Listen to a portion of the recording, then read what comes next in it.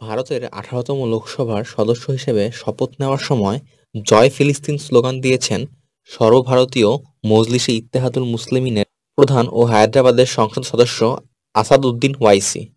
আবার কেউ দিচ্ছেন হিন্দু রাষ্ট্রের নামে জয়ধ্বনি। এমন স্লোগান আগে কখনো শপথ গ্রহণ অনুষ্ঠানে শোনা যায়নি। এ নিয়ে তাদের মধ্যে উত্তেজনাও সৃষ্টি হয়েছে। নির্বাচনের পর গত সোমবার শুরু হয়েছে ভারতের অষ্টাদশ লোকসভার প্রথম অধিবেশন। টানা ১০ দিনের এই অধিবেশনের প্রথম দিন নবনির্বাচিত সংসদ সদস্যগুলোর শপথ গ্রহণকে কেন্দ্র করে ক্ষমতাসীন ও বিরোধী দলগুলোর মধ্যে পাল্টাপাল্টি স্লোগানে মুখরিত হয়ে ওঠে পুরো সংসদ। তবে এসব স্লোগানের কিছু ছিল ধর্মীয় দৃষ্টিকোণ থেকে। বিজেপির সংসদ সদস্যদের জয় শ্রীরাম স্লোগানের বিপরীতে বিরোধীরা বন্দে মাতরম, জয় হিন্দ, জয় বাংলা, জয় মমতা সহ বিভিন্ন স্লোগান দেয়।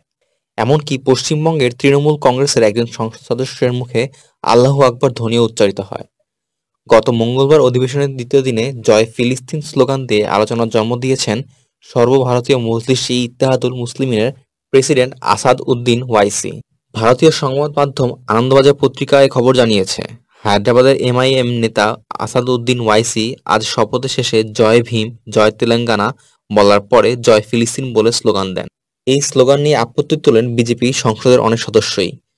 সেই সময় স্পিকারের দায়িত্বে থাকা রাধামোহন সিং জানান, ওই বক্তব্য নথিবদ্ধ করা হবে না। সংসদ বিষয়ক মন্ত্রী কিরেন রিজিজু বলেন, ফিলিস্তিন শত্রু রাষ্ট্র নয়, তাই ওই দেশের নামে জয়ধ্বনি দেওয়া নিয়মভঙ্গের মধ্যে পড়ে কিনা তা খতিয়ে দেখা হবে।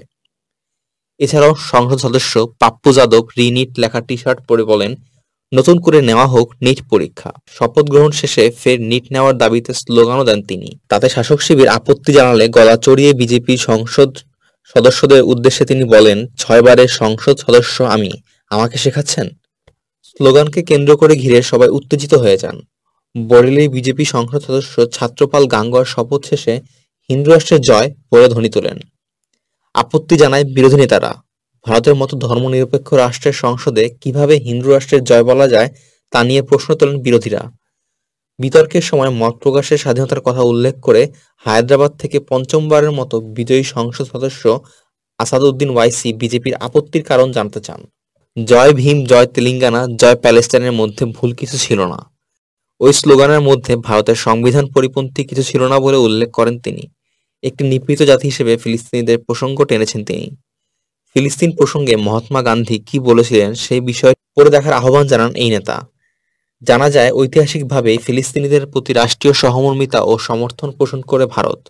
তবে প্রতিরক্ষা ও নিরাপত্তাজনিত কারণে গত ৩ দশকে ইসরায়েলের সঙ্গেও ঘনিষ্ঠ সম্পর্ক গড়ে উঠেছে দেশটির। এর ফলে দেশটি ক্ষমতাসীন সরকারগুলো সবসময় ইসরায়েলের সঙ্গে প্রয়োজনীয় সম্পর্ক এবং ফিলিস্তিনের প্রতি ঐতিহাসিক সমর্থন, এই দুটি বিষয়ের মধ্যে সতর্কভাবে ভারসাম্য রক্ষা করার চেষ্টা করে আসছে।